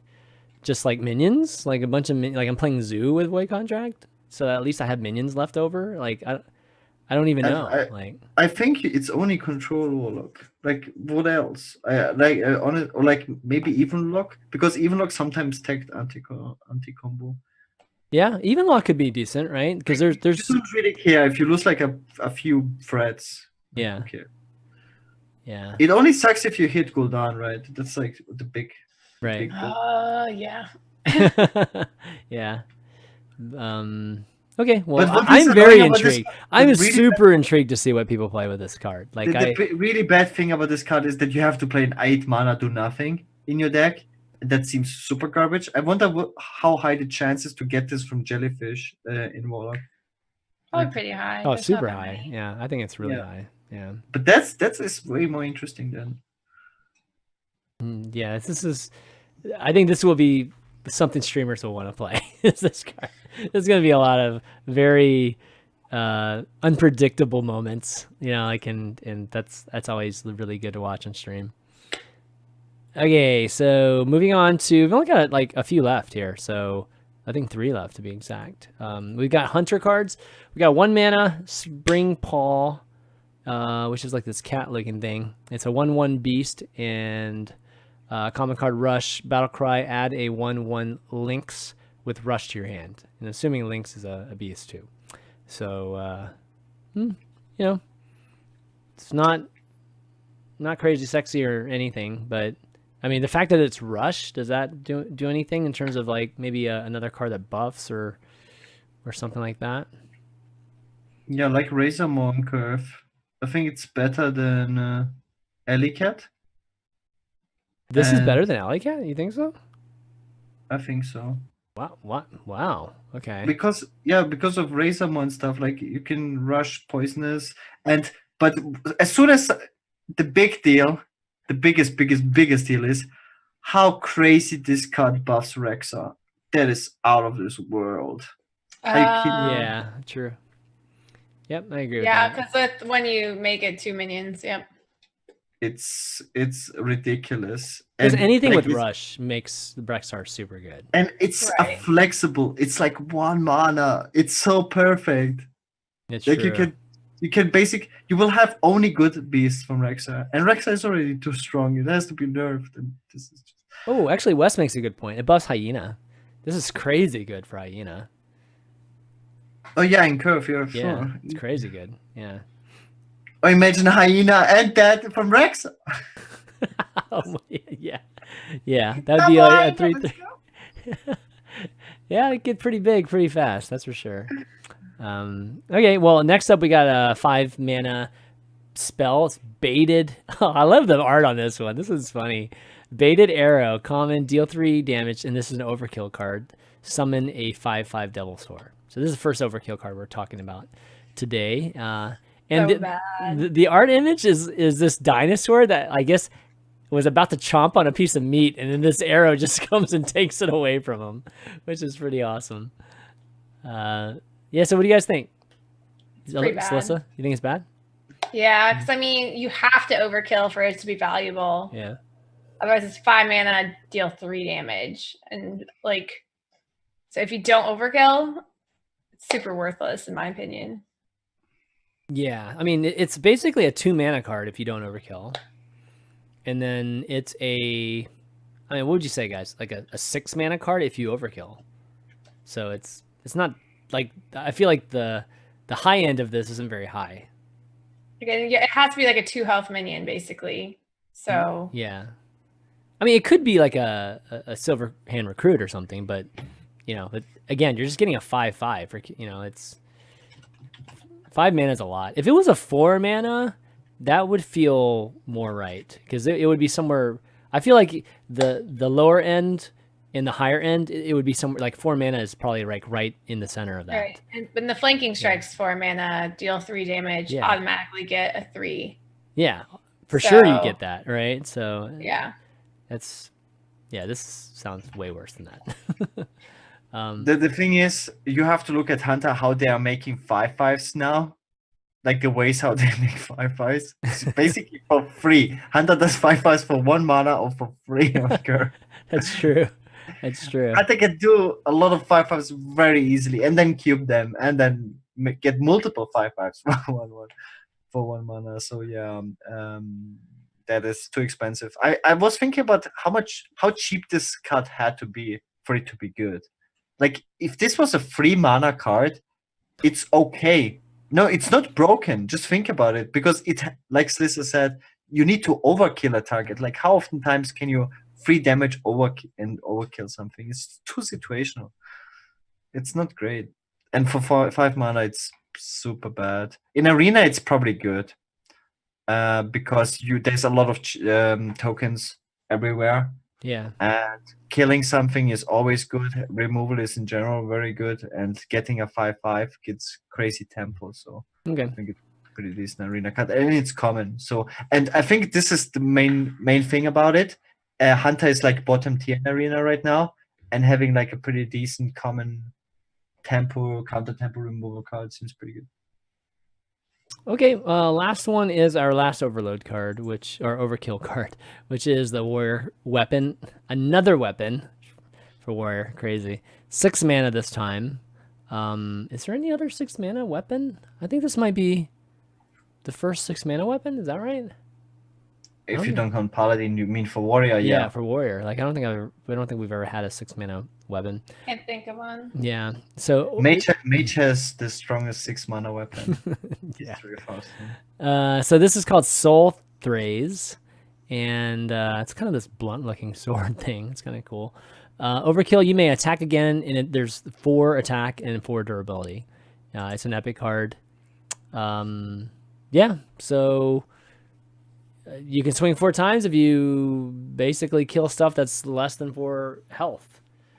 I think it makes sense that it costs 6, because if it was 5 or 7, it would be an odd warrior easily. Yeah, that's true. And what was the name of the weapon that we had that you could swing multiple times to if you killed stuff? It was what was it? You could swing like 4 times, right? Like, I knew the name, but as soon as you asked what the name was, I forgot about it. Yeah. God, what is it called, guys? It's not King. Is it King's something? Oh, Fool's Bane. I was thinking King's Bane. Yeah, Fool's Bane. It's kind of like Fool's Bane, right? But it's stronger. It's definitely stronger. No, I think you want to go smart with this card. Really? Yeah, absolutely. And like, it's the strongest smoke weapon in the game by far, and buffing this is ridiculous. Like this is like a 1-card win condition. And if you can bring back Pirate Warrior, this is also a staple card in that deck. I think this is a pretty crappy removal card. You just take way too much face damage. And Warrior has actually so many good removal tools now. You don't need this as a removal card. But to go face, Warrior needs like help to go face, and this is a great card to go face. Yeah, because it 5 mana is the 5/2, right? Yeah, and you play that card in every Arcanite Reaper. Yeah. Yeah, so this is 4/4, so much more durability. Yeah. Yeah, I mean, and it's just for, like you said, just going face, because and removal, you can Super like, Collider is just crazy Warrior, good right now. You still want to trade with the weapons oftentimes. But if you're playing Pirate Warrior, you need to win before turn 6. Well, you sound like Twitch chat right now. That's true. Just I guess just straight 16 damage is pretty dang good. And it has the flexibility of just knocking stuff off tempo wise, right? Just if you want to, even just be. Yeah, you can kill a minion and go face. Exactly. Right. That's like insane. Yeah, it's kind of like what's the Shaman Overload card where you get to go twice. Doomhammer, or Doomhammer, right? Mm-hmm. Yeah. So cool. This is a card. If we actually had an aggro warrior, that this might actually be pretty good. But I mean, we got a pretty good pirate 2-drop now. So imagine a 1-drop. Okay. I think that's all we need. You think like so? We have so you think that's the direction? Package, which is okay, but it's not smork enough. Like this is helping with the smork aspect of things. Man, we need Drew to stick around for a long time then. Because the basic cards of Warrior, like you have like always frothing, you have Corcoran Elite. Yeah. You don't need a lot to go smork. Yeah, totally. Okay, well, anyways, that's all the cards we got. We got through a bunch of them there. Hopefully, you guys enjoyed that. It took a while, but I think it was definitely worth it. I mean, we're still like talking about BlizzCon here, believe it or not. We got free packs. One of the things that happened this past week also is that Hearthstone celebrated its 100 million players. So one thing that they're doing to celebrate is just give us all free packs, yay! So it's kind of amazing. 100 million players, guys. Like obviously it's not 100 million all at the same time right now. It's obviously. How's that possible when there's only 50 million people on the planet? What are you talking about? What is it? Geography class did you take, or sociology? Dude, it's like the oldest meme. It's like the Earth is flat type of thing. So yeah, 100 million players. Obviously, that's not like Fortnite territory where it's like 300 million, but 100 million. That's really impressive. I mean, I don't know any other PC games. This is a mobile game too, so 100 million's obviously something that mobile games try to strive for. But Hearthstone's finally gotten there, so definitely speaks a lot to just the game, just the game design too. As much as we had times complain about it, 100 million people playing is definitely a milestone. So go log in today, guys. If you log in, you actually just get the packs like right off the bat. So you have to make sure you do that this week, or else you'll miss out. So pretty cool that way. And then there's also the pre-order for Rastakhan's Rumble you can get right now. If you do the whole Amazon coins thing, buy Amazon coins for cheap, and then you end up buying it, then that's a very cheap way, a little bit cheaper way to get a discount there. And then there's some card backs here. I can show you some of these here. Card backs are pretty cool. This expansion. I've been liking the card backs recently. I think they've been doing a really good job with card backs the last few expansions. I think they've gotten much better. Yeah. I never know which one to use. Yeah. There's 2 pre-orders, by the way, guys. There's one that's 17 packs, I think, and then one that there's it's like 50, right? So plus it's just 50 plus the card back thing. So check those out. How much spent. Right. Well, you're going free to play, right? I got you baited, dude. Like got you baited. Dude, they had to release the best skin now. Yeah, it's true. It's true. Oh yeah, something else I forgot to mention too is that there's going to be 500 gold quests too, where you can play your friends during this celebration for 100 million players. So go and take advantage of that, and definitely have fun with that. But to wrap up BlizzCon, I mean overall, I Still my favorite event of the year. I got to bring my son this time too, so that was like super fun. And Slyssa's met my son before, right? At Fireside. Have you ever met my son before? I don't think I have. Oh, okay. He used to come all the time. Maybe he stopped coming like right when you I feel like because I would come every other time or something, we just miss each other. Actually, you might not have seen my son. Did we run into each other during the day at BlizzCon? I don't know if I actually met your son. Yeah, okay. Maybe you just missed him. He's dodging me. Yeah, exactly. No, but it was definitely a lot of fun. I had a lot of family friends too there, so it was pretty dynamic BlizzCon for me. And we had our meetup. Thanks to everybody that came out to the HSReplay Value Town meetup that we had at the bowling alley. We had like a bunch of the pro players bowling with us. Like we had this bowling contest between it was like HSReplay guys and some of the Philly Fusion guys against Tyler and Oskaka and Crane and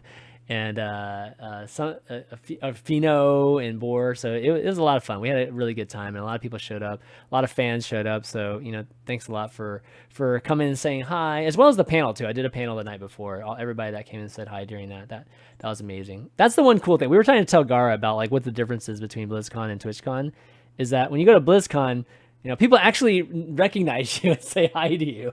Where it's like at TwitchCon, there's just so many people. You're like the smallest thing at TwitchCon. Like no one, like there's just so many games out there and so many reasons to stream. So you feel like you're just no one.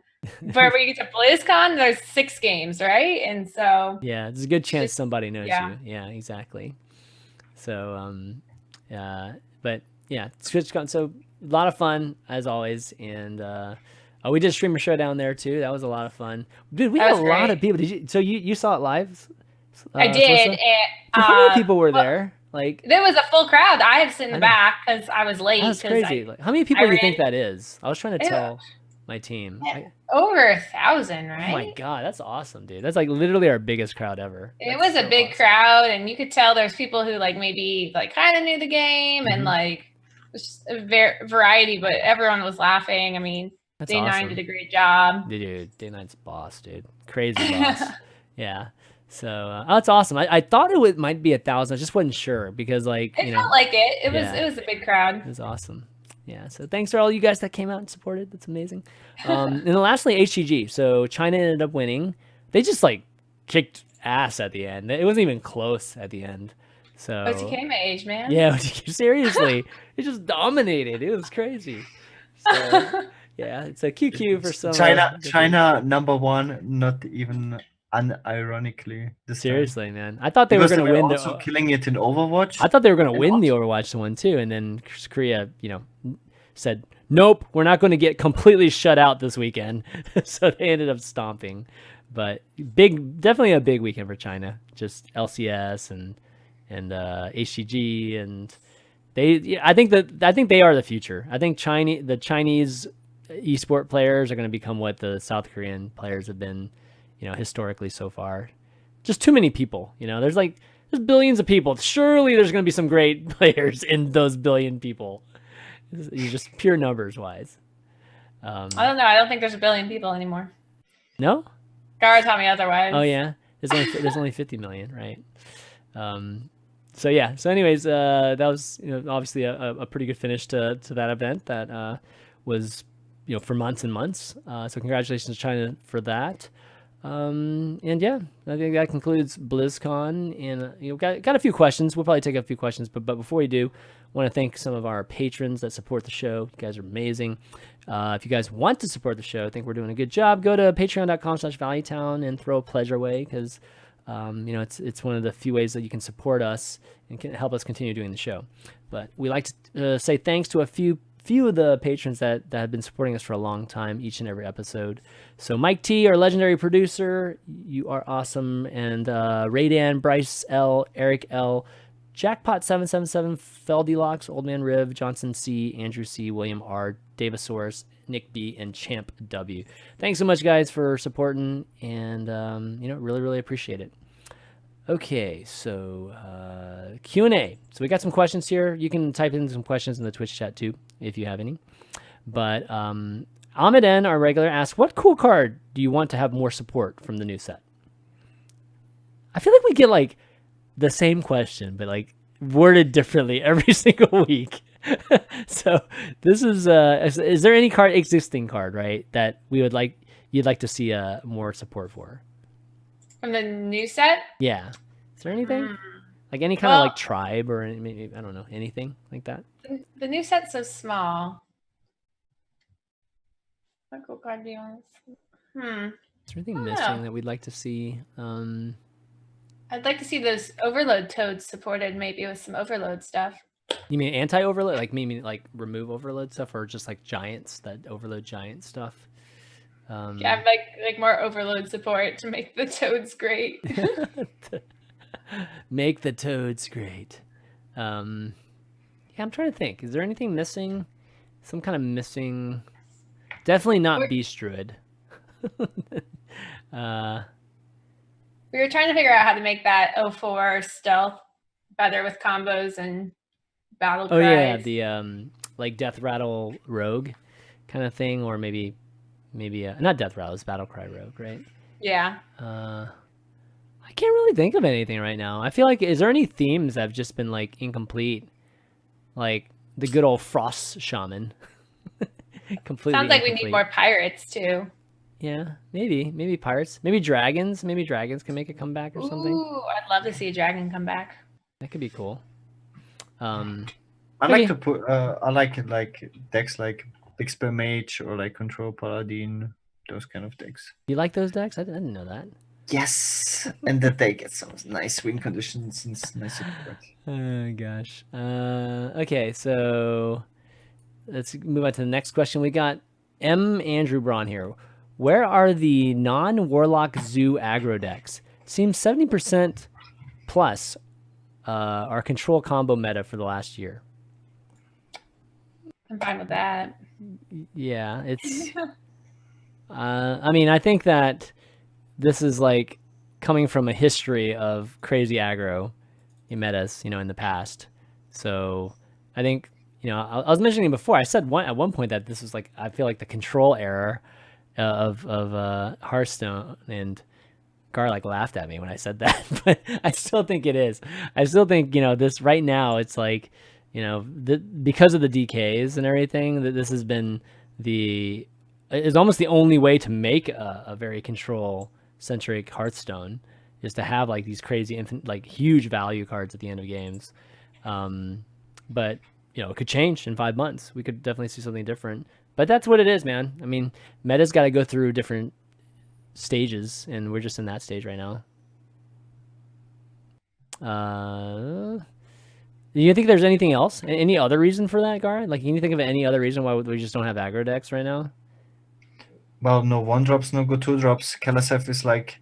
No, like, Kalasef is by far... Like, it's played in almost every aggro deck that is remotely playable.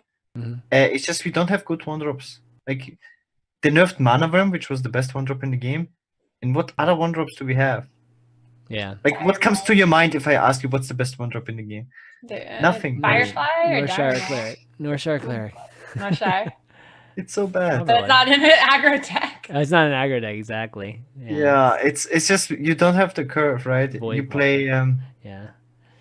It's pretty bad. The only really good aggro deck is kind of like Otrok, and it's only because you have the dagger on 2 and your power curve is power plays turn 3. Yeah. And the 1-drop, if you play 1-drop, then it's usually crazy. And it's something like a Diamol, if you think about it. Yeah. That's like crazy, like Diamol. But so yeah, it's pretty Diamol. Yeah. Yeah, we need very good 1-drops and good 2-drops. I wish we had something instead of this 0-3 Warlock stealth minion. I wish we had like a Dark Peddler. Dark Peddler would be so good right now in the game. Yeah, it'd be nice and solid. Draw a card, right? Not have something too crazy. Yeah, but something that is very good that can replace Kalasef. You want 2-drops that are good in aggro, that are good enough to replace Kalasef. And I wish we had some of those, and then maybe some 1-drops that are not like on Patches level. Patches is not even a 1-drop. Something like, maybe not a Trog, but something strong, Yeah. Oh, the Trog days. Yes. I mean, that was crazy. Trog wouldn't have been as bad of like Totem Golem didn't exist too. Yes. I mean, that 1-2 combo was just ridiculous. Okay, we got Slim Jim 91. Do you think Blizzard should go back to more neutral legendaries instead of class legendaries? I mean, we don't see any class legendaries in ranked anymore. We don't see any class legends in ranked at the moment. Really? Alexstrasza. What else? Malygos, Ysera, maybe Lich King, Keleseth. We just talked about that. I guess he's not wrong. I guess he's right. We don't have any. If he's not wrong, he must be right. He must be right.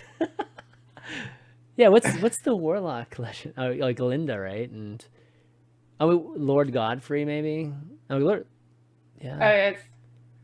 Oh, it's legendaries. I mean, does it matter if they're class or not? Hadronox. Yeah, Hadronox. Okay, that's a good one. Is Lord Godfrey. Yep. Hunter. We see it. We see the Hunter one for sure. Which one's the Hunter one? The Crush. Battlecry recruit. No, the. Katharina. Katharina, yeah, Katharina. Crush is the Hunter one though, right? King Crush? Yeah. Yeah, that's true. Okay, yeah, it's old school, definitely old school. Still there. Yeah, it is. It's still a. Yeah, and then we see we see some. I mean, Shutterwalk, and yeah, we still see some. So I don't think. Do we need more neutral legendaries? I mean, back when we had a lot of good neutral legendaries, that's all people would play. Like Ragnaros and Sylvanas, and yeah, I think that's kind of why they've gone to what we're doing. Yeah, so I think we have plenty of class legendaries right now.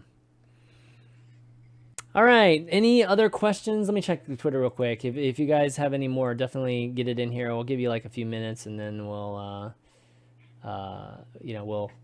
we'll call it a day because we've been going for pretty long today. Anything else, guys?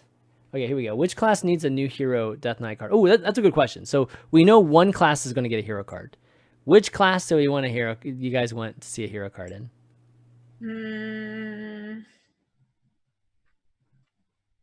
So Mage. We only get one, right? Yeah. They confirmed it. There's only one. There's only one. Oh, we need a Shaman hero card, dude. No, we don't. Man. I think Paladin.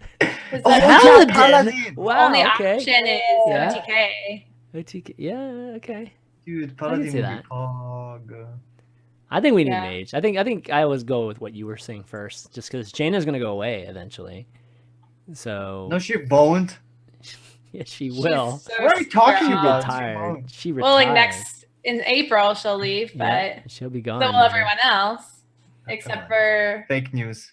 Fake news. Fake news works these days, man. Yeah, I whatever we guess, it won't be that. Like that's my experience. Every time we try to guess something, it's like not gonna be. I'm putting my money on Paladin. Okay, Paladin. Paladin would be dope. I'm down for Paladin. It's gonna be Suranoia, Tron. It'll be hero power put out an Anoia bot. Oh god, that would be so poggers, man, or so meme. That'd be hilarious. And like the battle cry would be to give everyone a divine shield. So battle cry, divine shield, everything, and then the hero power is Anoia bot. Oh my god, I just created it. Crazy. That would be nuts, man. Okay. Anything else, guys? If not, then we will call it a day. Yeah. All right. Anyways, why don't we wrap up? Slysssa, fun times having you on again, and it's great seeing you at BlizzCon and TwitchCon. BlizzCon was like the last minute. It was so funny because I'm at the the Blizzard party or whatever, and then all of a sudden like Slysssa shows up. I'm like, what are you doing here? Like, because she told me last week she was like so bummed she wouldn't be at BlizzCon. I'm like, what are you doing here? So very last minute. Yeah. Like found out the day before kind of thing. Got a flight the day cool. before. I'm like, I'm just gonna show up. No, that's awesome. It's great to see you and have you be there to you've been to BlizzCon before though, right? No, I've never been. Oh, that's right. That was your first time. I forget. I'm super new to like the Blizzard community, I'd say. Yeah. I've played Hearthstone really casually for 2 years, and then Oh, dude, I should have invited you to all the HS Replay events. Like we had a couple dinners and stuff. Yeah, that would have been fun. Next time. Next time, I'll be here again. Yeah, for sure. And I'll be there as well. Yeah, we got to get you there. That's for sure. It's crazy you haven't been there all these years. But anyways, any shout outs you want to do, Slysssa? No, thank you to my viewers who came to hang out today. Okay, yeah, thanks to them too for coming and joining us on Value Town here. Gaara, how about you? Shout outs, anything? As always, super big shout out to Slysssa for being on the third official host. It's like he's like throwing out the wiggle. Yeah, it's just throwing out the fire. Exciting times right now. You know, in Hearthstone or not? In Hearthstone. Like Artifact is coming out very soon.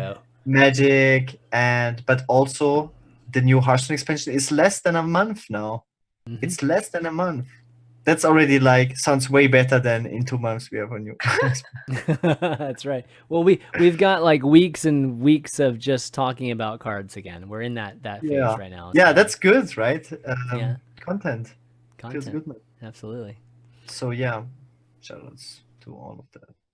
Cool. And to Zero joining Tempo Storm. Fuck yeah. Who? Zero. He's like one of the super biggest Smash players of all time. Oh, is he? Oh, Zero? Okay. I didn't know that. Okay, awesome. Okay, I guess I'll round things out. Thank the two of you guys for doing the show. Everybody for watching. Again, everybody for chilling out, hanging out at BlizzCon. Thanks for Chris, man. Chris is awesome from the Blizzard team. I think Slysssa probably would agree too. Like he's been amazing, like really helping just everybody out, and being like super energetic and really bringing some new energy into the whole BlizzCon community. So, or just the Hearthstone community. So big shout out to him and everything he does for us.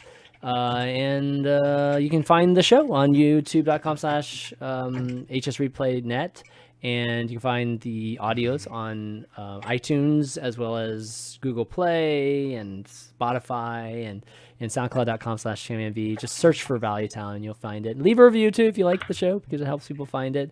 And that's really it. Just a reminder that the show is an HSReplay.net show, so go to HSReplay to find the best stats, find exactly what you should be playing at your rank region to climb the ladder. And we got a lot of cool stuff coming in the next couple weeks, so be on the lookout for that. But that's going to be it, guys. So for Slysssa, Gaara, and myself, ChanmanV, we'll see you next week.